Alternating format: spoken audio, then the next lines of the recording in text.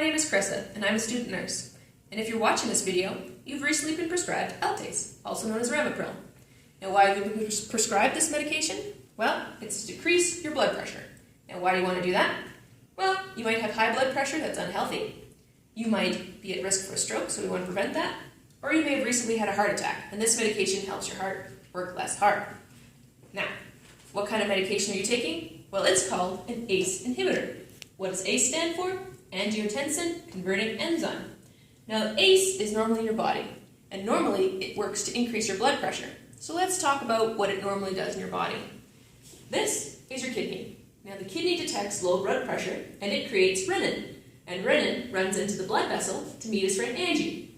Angie's real name is angiotensinogen, and she's made by the liver, and she stays in the blood vessel all the time. Now, these two combined form a team called angiotensin 1. Angiotensin 1 by itself cannot affect your blood pressure, but what they need is ACE, so your angiotensin converting enzyme. Now, these three together work to make angiotensin 2. Angiotensin does two major things. First of all, vessel constriction. That means it makes your blood vessels smaller, so they go from big to small. So imagine your blood vessels are a garden hose, and we'll imagine my fingers are a garden hose. And then you place your thumb over top of that garden hose, making it smaller, the surface area smaller, and that makes the pressure higher. The second thing it does is it stimulates your adrenal gland to release aldosterone, which is a hormone. Aldosterone helps keep salt. Why do you want to keep salt? Well, with more salt, you have more water. Water follows salt. So imagine this is your blood vessel. This is without angiotensin 2. This is with angiotensin 2. So again, imagine a garden hose with your thumb over top, and then somebody turns the faucet so you have more water running through the hose. That'll increase the pressure. That'll increase your blood pressure in your body, which means your blood can go through your system. Now, the ACE inhibitor works to decrease your blood pressure. So how does it do that? Well, an ACE inhibitor takes ACE out of the picture. So without ACE, he stays in the blood vessel walls, and angiotensin and renin cannot create angiotensin 2. That means they can't increase the blood volume together, and they can't constrict your blood vessel, which is okay because your blood vessel with high blood pressure is probably already too small anyways. Now, let's talk about the drug itself. Now, most drugs do have side effects, so let's talk about some of the ones for this medication.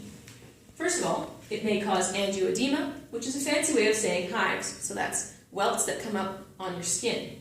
Second is decreased immunity, so that means you get sick more often.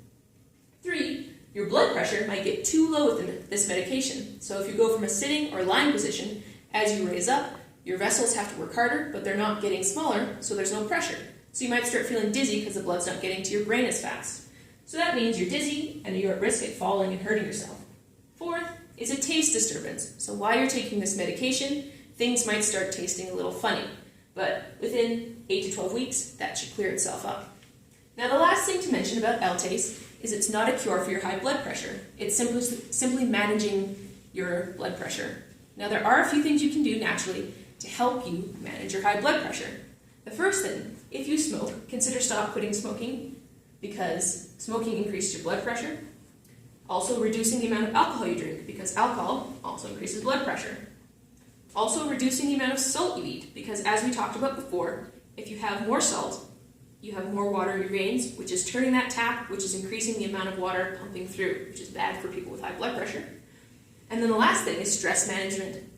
Taking some time, relax, smile, because high blood pressure is related to stress. So thanks for watching the video.